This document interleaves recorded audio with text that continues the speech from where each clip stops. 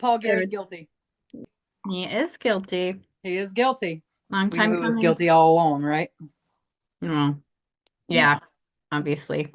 Yeah. It's been a year. I mean, it's been a lot of years, but this year in particular, I think for myself, I needed to put the school behind me. You know, Yeah. I needed to focus on my life because it's taken so much. And so I think when it first came to surface that he was indicted and that all this, stuff had kind of opened up after 2 decades, obviously it kind of ruffles up so much stuff inside you and you're not really sure where to put that. It was a healing journey this year. It has been a healing journey this year.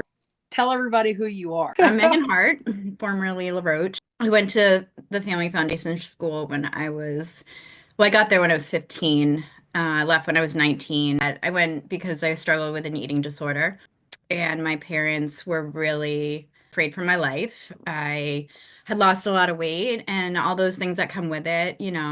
At that point in my life, like going to the school, I really honestly needed medical care, you know, Right. and definitely wasn't given that. But No. the beliefs that the school taught you about yourself really impacted the trajectory of my life. And you and I were in Family 7 together. Yeah. So you were there whenever I got there. You got there in what, 2000? Yeah, 2000. Okay. Actually, February 2000. I guess what I learned there is like honestly to keep to myself. Um, I learned that trust wasn't a thing. Or at least it wasn't a thing with me. And it took me a really long time to become vulnerable and to just kind of trust that you kind of have to put your cards into something or else there'll be a nothing. I was a mom. I was a professional. I had a lot of things going for me. And so I considered a lot of those things when I determine how much I want to share. Because I think the thing that I realized most is that this school didn't take away just things from me. It had a direct correlation on how it impacted my family as a kid. I mean, I don't really know what the data shows, but I would be pretty positive that it broke a lot of families. When Definitely. the type of abuse, emotional abuse, and I say abuse not lightly, but when you're told things about yourself that at an early age where your brain isn't fully developed, your emotional regulation isn't fully developed, nobody ever taught you at that point in your life how to self-soothe, self-care, and yeah, granted, we were, 15, 16, we were kids. Yeah. And the effects that had ongoing, it created a belief system in our mind that, you just can't erase, whether my biggest struggle is my sense of belonging anywhere. I mean, I've been with my husband for 14 years and I still don't feel that I deserve his love a Oh, certain amount of time. I carried buckets of rocks for a very long time. I counted rocks, cleaned rocks, counted leaves on trees, did a oh, lot of things that would drive anybody mad. But it gave me a lot of time to think. And so I think for the most part, what I used that time to do was, yeah, resent. I mean, I was full of anger. But I also really just figured out what I never wanted to be. And I was a really stubborn kid, obviously. I mean, I think we all were to a certain degree, but I was a gymnast, and to be at the level that I was at, there had to be a certain amount of self-discipline, self-motivation, sense of urgency, those qualities that, go into playing a sport like that. And so being stubborn, I wasn't about to let anybody win, let alone the school. Um, but I really didn't know a way to escape it either because it was so intense, so hurtful. And it was like a game, you know. I mean, it was oh, yeah, it was like a it game. was. So your experience was that you were there specifically for your eating disorder. And that was a coupling issue that I was there for. So I was 270 pounds coming into the family school. And they immediately, anybody who had an eating disorder of any kind was put on various food sanctions. In my opinion, the food sanctions were a marketing tool for them, for the parents. Like, hey, look, she's gained weight. Hey, look, she's lost weight. We're doing our jobs here. We're doing a great job. So they had me running 4 laps around the Oh, I school remember. yeah, we were both in family 7, Susan and Jan. Susan was one of the only staff members there who had her social worker's degree. And Mhm. I've talked with her a whole lot. Can you talk a little bit about your experience? I mean, I actually went back to the school in October by myself and had the opportunity to sit down with Susan, and I might look at this differently than some other alumni. And I also, in full transparency, I have 4 amazing kids that are, 2 are adults now.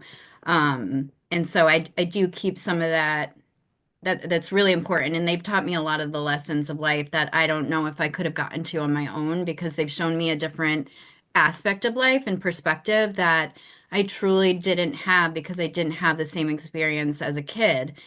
And going back to what I was saying is like that is kind of the shift that I felt took place. Like with what you say, I mean, mentally, physically, I mean, they tried to break us. I mean, they did break us. And let's just be real. I mean, we were Yeah. kids. They use words as weapons, actions as punishment, and control as a means to crush us. The scars they left weren't just on our bodies, but deep in our souls. And yet here I mean, I stood in front of a federal courthouse on Friday, and not as a victim, but as somebody who's choosing grace over bitterness. Um, I don't want to hate anybody right now. I don't want to even hate Paul Geer. I don't like him. I don't, I just don't have room in my heart for hate anymore. I've lived 25 years worth of resentment and anger and bitterness about why things were done to me in a way that I just didn't understand. Another thing that I think came from being at the school is we had, at least myself, I feel the need to understand everything in life. I'm curious about everything. Like, and I need to understand it not because of validation, well, maybe for validation, but more so because so much in my life, like I just didn't understand. And so, in hopes of preventing something like that, I feel like I just need to figure it out before I kind of lay all my cards out type of person. Going back to like Susan, it's hard. Forgiveness isn't about excusing what happened or, especially with her, she was my sponsor, I guess. I wasn't in AA, but that's how we followed the program is, she was the person that I would go to. And then another woman, Renee, became my sponsor. And so that was weird. But like, Yeah, I feel she's very indoctrinated to this day. I think that absolutely. it's really hard to see anything but I do have a deep sense of feeling sorry for her in that she can't see beyond it. She had a lot of things. I'm not going to obviously tell her story, but she had things that went on in her life that she found solace in this group, which is ultimately a cult that, Yeah, um, and that did provide something for her. So that was a coping mechanism. So like I really try to break it down and to understand the person and to understand the situation, because everything in life, in my mind, is really about perspective. Um, and gaining that, so or lack thereof. I mean, it's it's not about letting Susan off the hook or the family school off the hook. It's about right. releasing myself from this weight of what they did. And would the world blame me for holding on to a resentment or being angry or being mad? Or I mean, no. I mean, that it would probably No, be expected. It would be expected. I would expect it from somebody else. But I absolutely. refuse. And it wasn't always like this. I think I would say in the past year, it's really been through, going through struggle and dealing with it you know, individually, but also on a family level, and learning that there's so much in life that I'm missing out on because of this school. I mean, obviously, it's just Yeah. one thing, and there's so many things that you could talk about that came from this school that we had to go So many. through. I choose grace, not for them, not at all for them. If anything, like I choose it from my kids. I choose it for my husband. That time period in my life has had caused so much. And then, after you're dropped into the world, after being in a big bubble, where you can't A even weird high bubble. five the Very weird opposites. bubble. Yeah, like we couldn't even high five the opposite sex. So it's like then you drop yourself in college. It's like, I mean, we all know what college is. College is more of an experience than anything. So let's just be real what that must have been like. It's like you either go all out or you're just locked in your closet or something. I was like a little bit of Yes. both, you know. When I left the school, I went kind of all into work. I just was a workaholic and I was driven in that way. I was adamant that, I was going to become something because I'd been told so many times that I wasn't and that I was all these other things. So obviously, I'm going to I'm going to be very stubborn and focus on that. And I am proud of the accomplishments in my life. And what you What I do do. for a living? Yeah. Yeah, so I've been in staffing for 20 years. So I started out just doing, staffing, which means, I placed people in jobs. And I also did sales. So I was always calling clients and trying to find jobs for people. And, I built up a network of enough people. So, I actually went out on my own a couple of years ago, did that for a couple of years. And my goal in life was really to be more mission driven and align my professional, experience with my personal motivation. And right now I'm the HR director at a ABA center for kids with autism. And I get the privilege of creating a culture in which we have clinical and non-clinical professionals who are supporting these kids and their families in various walks of life and helping advocate as well as provide services that any kid deserves. And I'm very proud of that. And so, my feel when we walked into the courtroom, it was, being 20 years later, 24 years later, I didn't honestly recognize a lot of people. I mean, not everybody was there when, at the same time. And so there was, a little bit of anxiety around that. And just like I really didn't know what to expect. I didn't put a lot of weight into this trial. I didn't really expect anything. I mean, why would you after that long? I mean, most of the statutes had been surpassed, so like you couldn't really, get justice from it, as you Yeah. will. So there was that. It was overwhelming. I mean, you could every people interacted differently, had, different ways of validating their own needs. Whether I mean, when Paul walked in, when Paul walked out, when they were talking, some people had moments when they felt the need that they needed to speak out and say some things and that's just not my style, honestly. Like you said, I'm a pretty internal person. Um, not everything I feel in life needs to be shared or even done in a public manner, but I understand why some people have that need.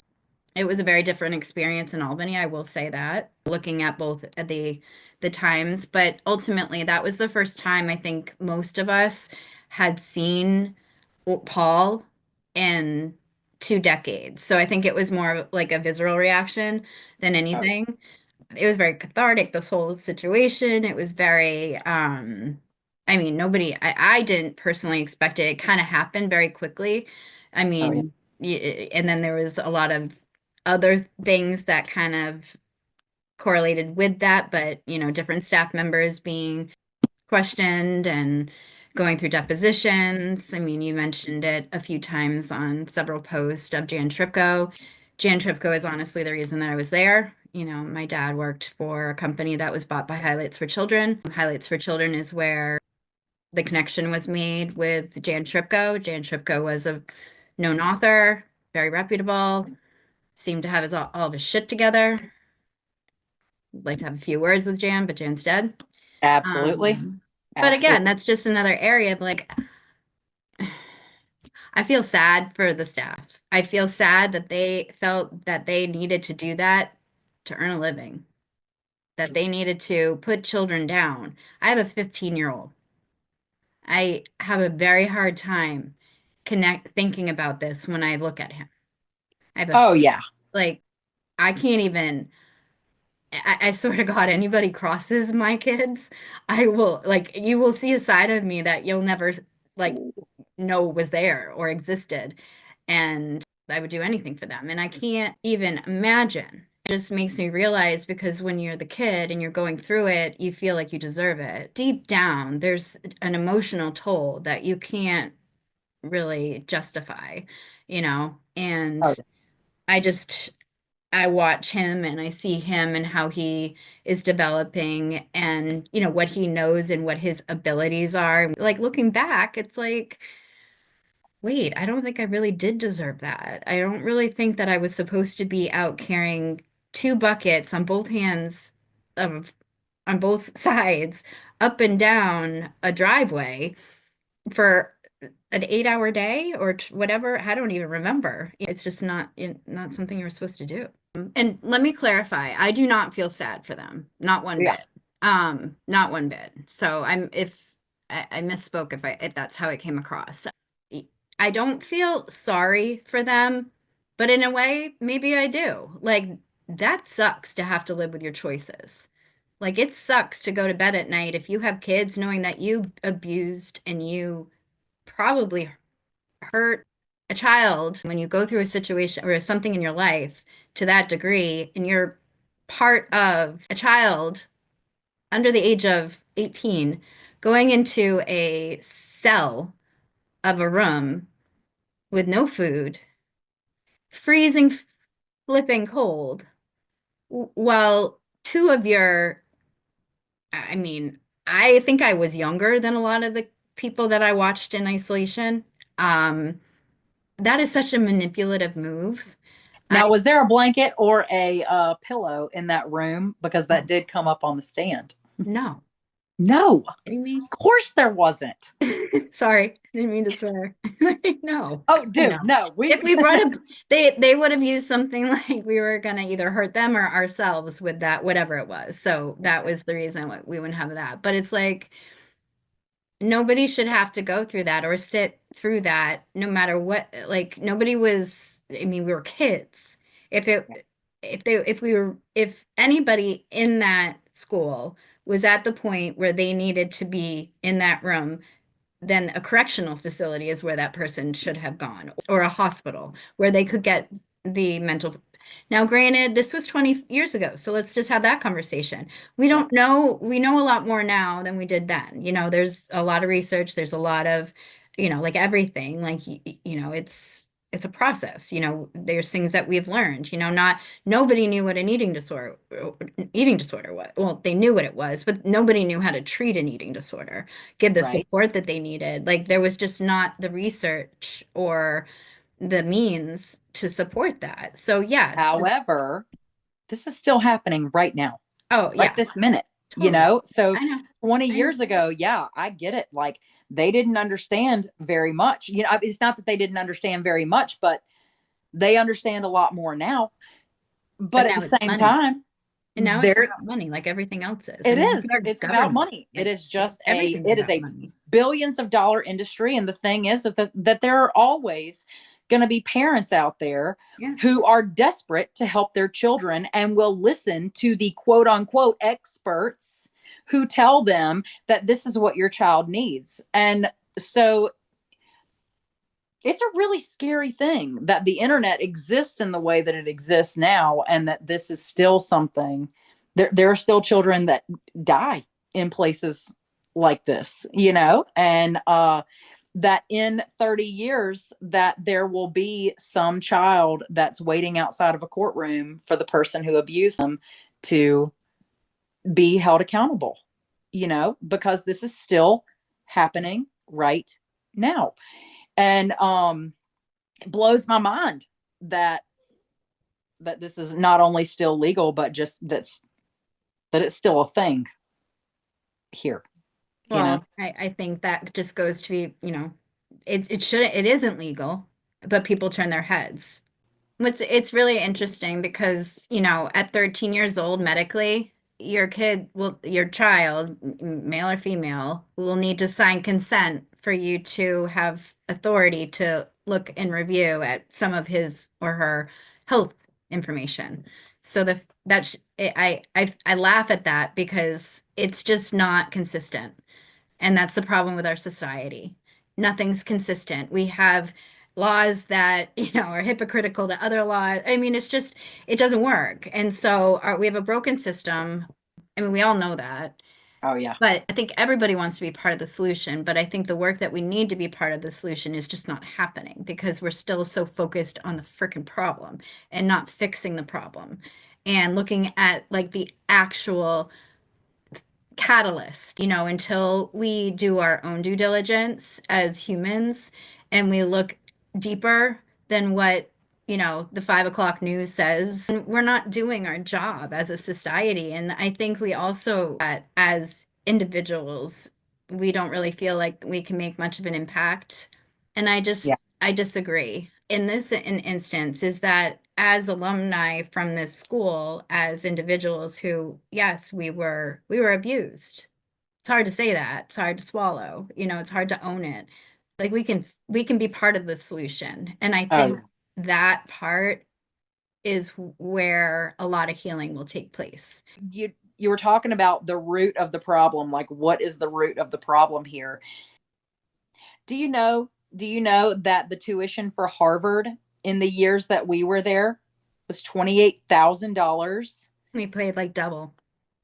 48 grand our parents paid for us to go in that shitty freaking dorm, which single wide trailer with Mhm.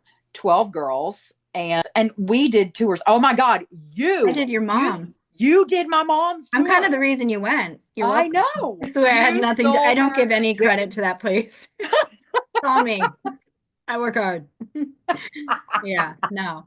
I think, honestly, having to, like, the tactic that they took where the kid, like, they put the responsibility in a child's hands to play out a consequence, like, that's the worst. And that's the part I don't think I could get over for a long time because I had so much guilt over what I did myself to my friends, you know? Oh yeah. I And Yep. Because that, we took part. We It was not only the staff that hurt us. It was our peers, and that's what they made us do. That was the game that we had to play, and I still apologize whenever I can. Whenever I feel the need to apologize to someone. I remember specific instances and specific people that I was especially yeah. brutal to. And I'm very, very sorry. Very, very wholeheartedly Well, sorry. what it became? It was like, it's almost like that book, Lord of the Flies, Survival of the Fittest, where it was a game. It was like a It was. survival game over, like, if you didn't hurt, like, not hurt somebody, but hold them accountable, whatever that meant, or, work their program or force them to work their program. These words that we use, they're just, I mean, you say them out loud now and you just kind of want to vomit. It just, They mean different. We have our own language. Like I can sit here and I can tell you I'm on blackout, and whoever's watching this, they don't understand what that means. Like or I'm exile on or kick blackout or inventory. trotting, exile. Yep. Yes, Yeah. thank you. In the corner, standing in the corner, speaking sanctions. Hey, my name's Zanelle and I'm on blackout with boys. If you see me talking to a boy, call me out. Or let's just But talk about how, like, the fact when you had to say your name and say, like, I can't be trusted. Think about what, like, there's so many therapeutic avenues that you take now where they say, talk to yourself. That mantra will help you. But think about having to do that in a negative way and in a shameful way. I mean, that's what they use. They shamed us and everything. I mean, it was Oh all yeah. a shame game. And to the point where, like, even to this day, like, I feel a lot, but like, I say sorry for everything. Oh Like, my I gosh. think everything's Yes. my fault. I anticipate it. I'm like, what do I do now? Like I don't, it takes a lot of work to undo that. And And I can you think, relate to this still to this day, taking your inventory? oh yeah, like I think I've said like terms like that to my like people in my family, and they're like, "What? Like inventory? Like we marking off like what we have or something? Like that's the type of inventory they know." Which That's what I still do. me too. So it was pale gas that we had to choose from. Was this my sloth? Was this my avarice? Was this my laziness? And like I'll go through the list in my mind to try to figure out and pinpoint what is my part in it. Somebody could have just done the most shitty thing to me, Yeah, me too. and I'm sitting here like, I always have a plate of what's part in my it. part? Yep, Yeah. what's my part in it? Yep. And that was the family school. It's almost like learning how to be the manager in a professional setting as a child because you were responsible for everything. Like everything fell back on you at in some capacity. I was watching one of our performances, and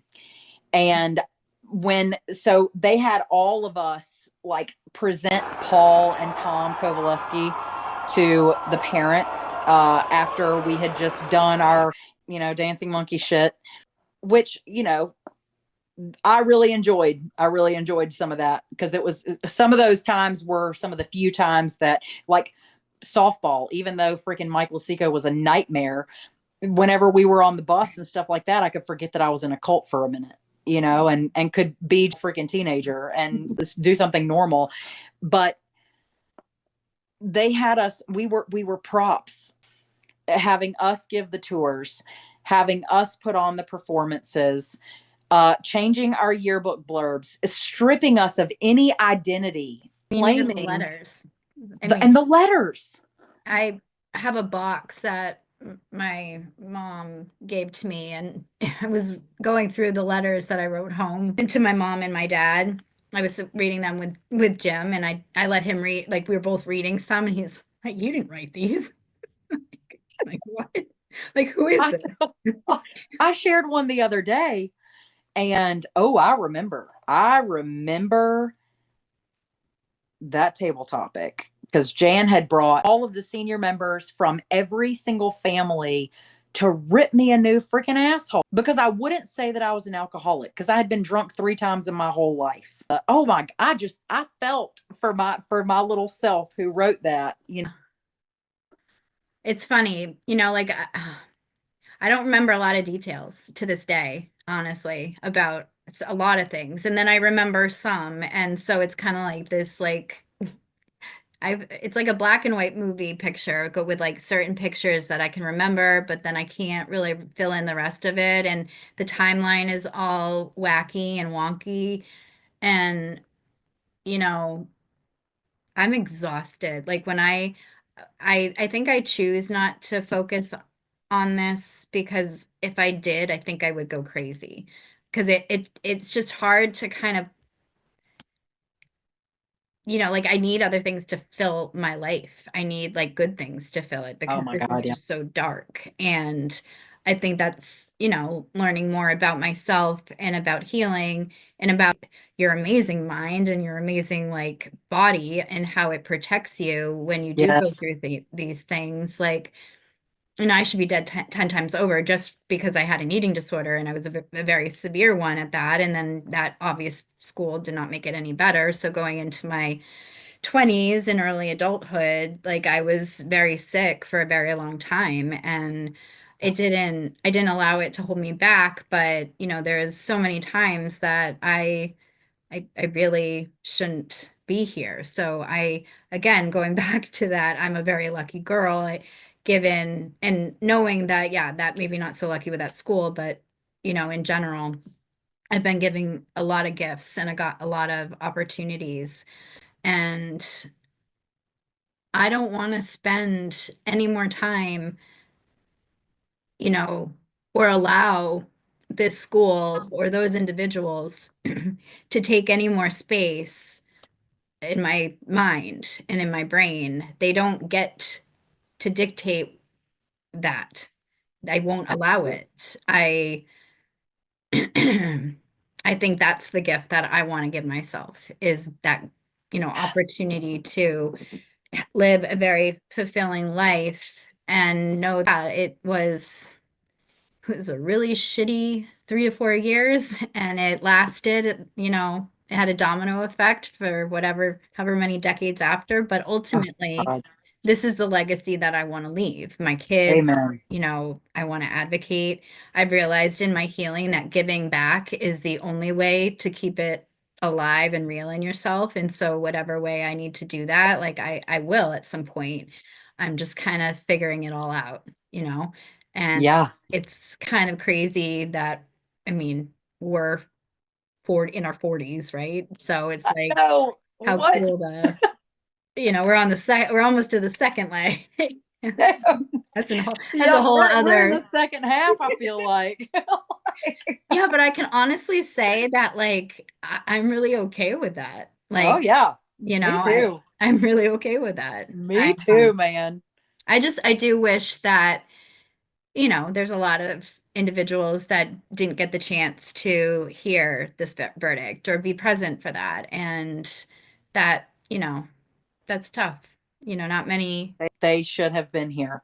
And I did see that there was an alumni who wore a shirt today that said their voices live on, I believe, and had every single one of their names on the back. And I would bet that we have lost more of our classmates than our 70-year-old parents.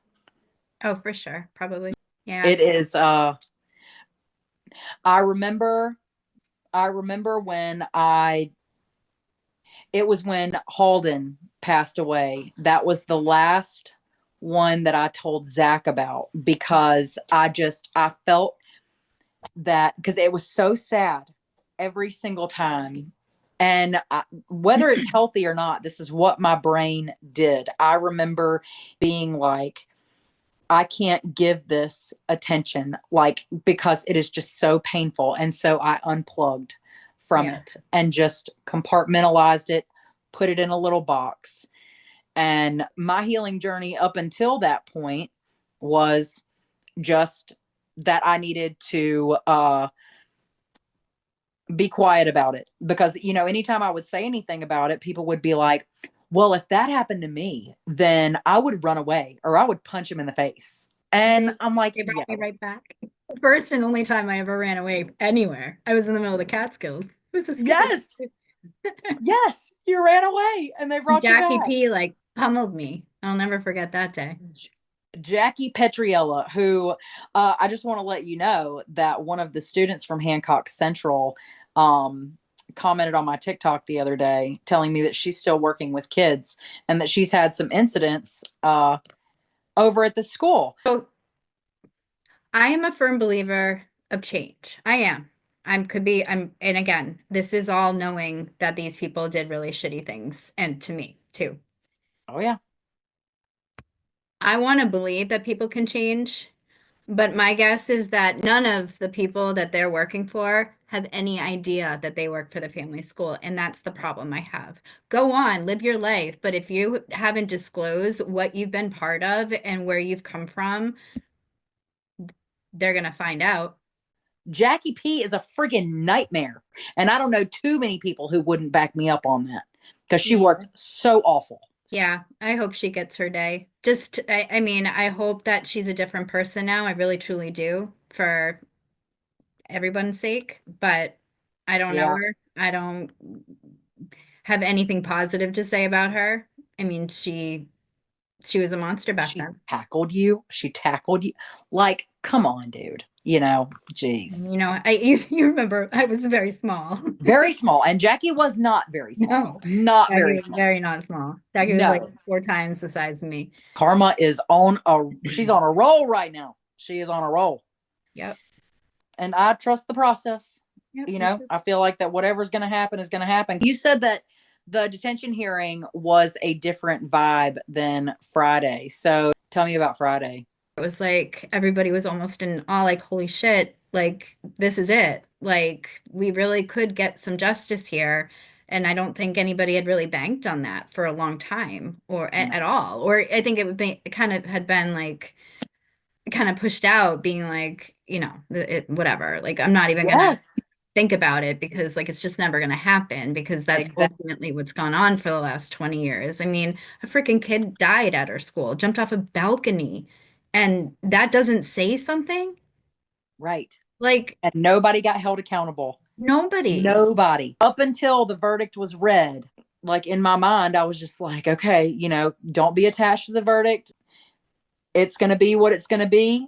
And, but then whenever I got the message, like my hands just started shaking. Like I could not control myself and I just burst into tears. My husband found out about the verdict before I did. So I was in a meeting and then I got off of it. I had a note that said that he'd been found guilty. So I just walked downstairs and it was a nice moment. But he had already seen it. So, he approached me and it was nice. It was the way it should be. I think this is one of those situations where it's hard in the world that we live in right now because some opinions are very hard to have when they're different than somebody else's. And I think this is one that we can all just appreciate the fact that, we're all healing in whatever way we need to heal. It's a great opportunity to come together Oh, yep. you know, and just knowing that the people that we once had to go through all this, their voice is being heard. And to your point, I think, I look at life a little differently now. I look at that we have to endure things to build endurance. Pain actually will help us move forward in life. Like it's how we look at it, I guess is what I'm saying. But Agree. also, let's just be real with most people in society do not understand what it's like to come from a school like that. It was mental warfare. I It mean, was unless you're there and you go every through day. it, like it was, yeah, I mean, Every day from the minute that 24/7. you wake up until the second that you go to sleep. And And then here I am. nightmares at night, about what was going to happen the next day or the whole thing, the Yeah. whole thing. It really is so crazy because we went to school with 280 different people and every single person has got their own experience because we were alone together. I was on blackout, dude. There was a time whenever I was on blackout with everybody but D, couldn't talk to anybody but D. Oh. And so even though there were 200 200 and something people around me, I I'm could pretty sure Dee was really happy on Blackout. I don't think Dee really wanted to talk much. I love I'm telling you, she was so good on blackout. But like really taking that experience and trying to dissect it because nobody should know me better than I know myself.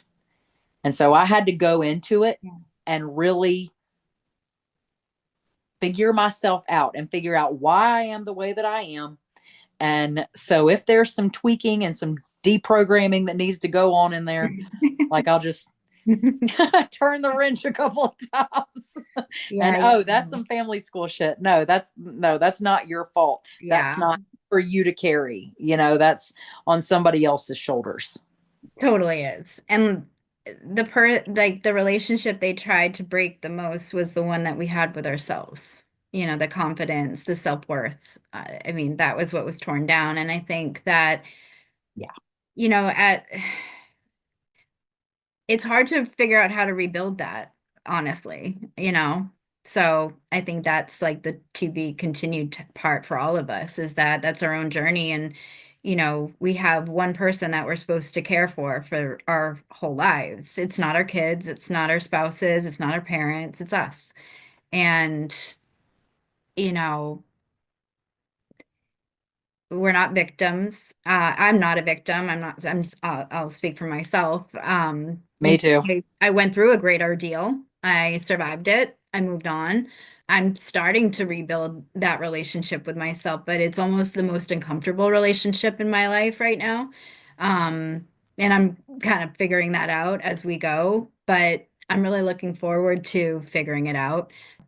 I think, going back out to the school in October, going by myself, not having it dictated by somebody else or having an agenda or, kind of putting a timeline on like what that looked like was like the how I looked at it. And it does give me validation, which helps with some closure. That this is now being publicized and looked at, and you Oh, can't deny it. And exactly. that is and also looking at it as it changing the course of, like you were saying, this happening in the future. As a society, why don't we have regulations? Like, I know we have more. I know there was the Paris Hilton bill that was passed, but like there's always It loopholes. just went to the House. It hasn't passed into law yet. Well, But yeah, yeah, yeah. yeah, exactly. But That's like the thing. Like, why hasn't it been a why has law? that right? That's exactly right. And Like all this also, time. nothing's perfect. I mean, we need to make it close to that, like especially where our kids are involved. And if you're a parent and you're thinking that your child needs that support, then you've got to just find somebody who can either help you do that due diligence, or, find an advocate, or find somebody who went to the school. Even an advocate, like, so, because you remember, like, a lot of our parents had educational consultants who Mhm. were supposed to be these Mhm. kids' advocates. You still have to investigate whether or not you can listen to them, because not everybody has got your best interest at heart. Not everybody has got your child's best interest at heart. And you have to know that there are more bad places than good out there. There's certain things that I think that would be red flags. Like, you should never not talk to your child ever. Your kids need you. That's part of the healing process. That's part of all of it. It shouldn't be a punishment by any means. You should never not talk to your child. Number one. Like a Number one. baby. Say that if your child is in one of these places, listen for any weird words. Well, food should That's never weird. be like withheld or forced ever, Yeah. unless it's like a Yeah. medically supported with evidence, basically. Yes. I think that's like a huge red flag. It's hard because like the school was so good at hiding those, or threatening Oh, because of it. And so on the spot, I wish there was more I could say. I remember my dad drove 6 hours to watch me play a softball game, and they wouldn't allow him to talk to me. It's one of the times that he was like, like what? I just yeah. 6 hours, and we're not gonna have a conversation. You're not gonna invite me to dinner. Like, Wow. that's kind of weird. I would say if kids are kids, kids are going to, challenge you, I mean, kids aren't always good. And that's like our job as parents, as adults, as individuals and supports, is to help them. It's not an easy thing to do always. And if they're doing things wrong, then yes, they need to face up to the consequences.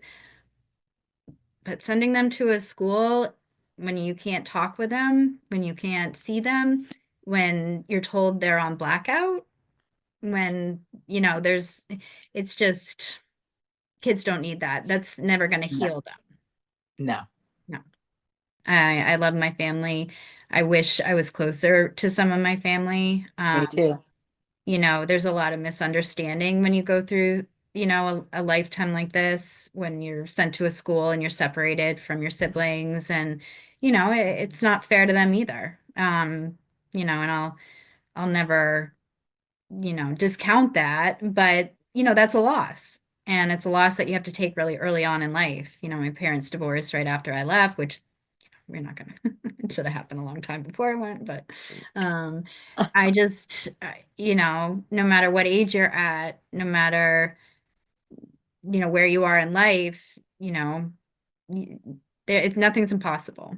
No. There's always hope, and you just have Yeah. to believe in yourself and take baby steps to get there. But I I want to make a difference in giving back. You know, having people that you can relate with is really important. And situations like this, you don't understand it unless you've gone through it. You know, as much as I love my family, as much as I love my husband and my kids, like they won't ever understand, nor should they.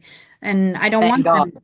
Yeah. Yeah, I don't want them to, but that does make it challenging when they're trying to understand why I'm overwhelmed about something or my anxiety's kicked in and my body won't relax, or I have so much anxiety that I can't go to something because it's just not like, for whatever reason, like those are hard, so I guess the only thing that I would say is that I'm just going to continue my journey, and I'm here to support anybody else that is doing it as well in whatever way. Yeah, absolutely. And it has been really cool to connect with you. Shit, a year ago we were in Syracuse together. Yeah, And we had a silent trip back to Boston.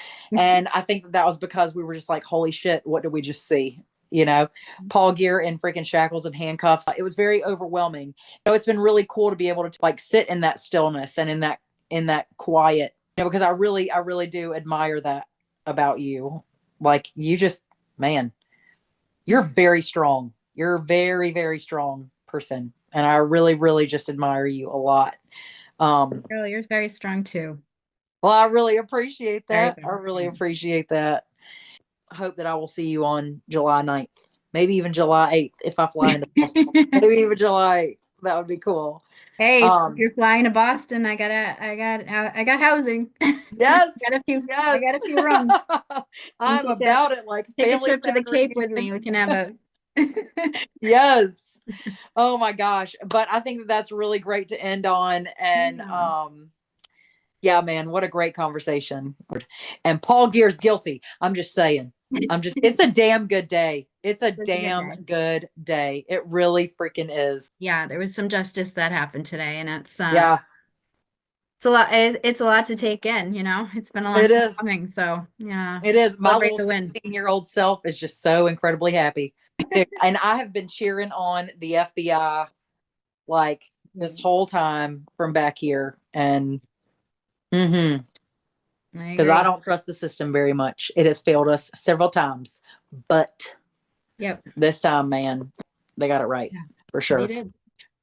Well, Meg, you and I will talk very soon. Thank you so much for coming on with me. And I can't wait to see you in July. Likewise. I'll see you there.